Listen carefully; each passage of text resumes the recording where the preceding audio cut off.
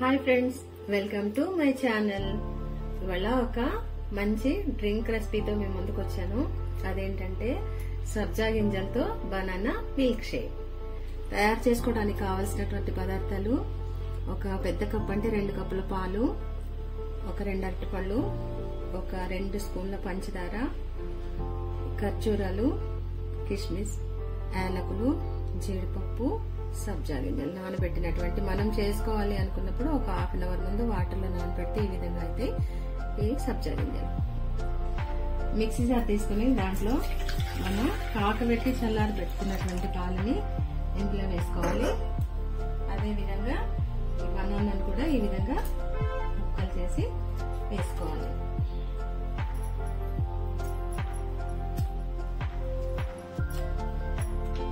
ఒక సబ్జా గింజలు తప్ప మిగతావన్నీ కూడా ఇందులో వేసేసుకున్నాం.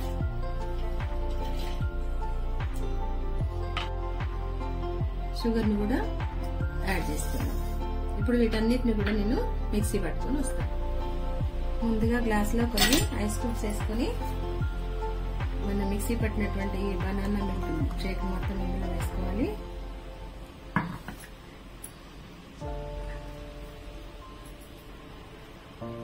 పై నుంచి ఈ సబ్జా గింజలు మనం వేసుకోవాలి. వేసుకొని పైన కొద్దిగా జీడిపప్పు వేసుకోవాలి. ఇది చల్లగా తాగితే చాలా బాగుంటుంది. మీరు కూడా ట్రై చేయండి. నేనైతే ఇప్పుడు మీకు చూపిస్తున్నాను కాబట్టి ఫ్రిడ్జ్ లో పెట్టలేదు. ఫ్రిడ్జ్ లో పెట్టుకొని తాగితే చాలా బాగుంటుంది.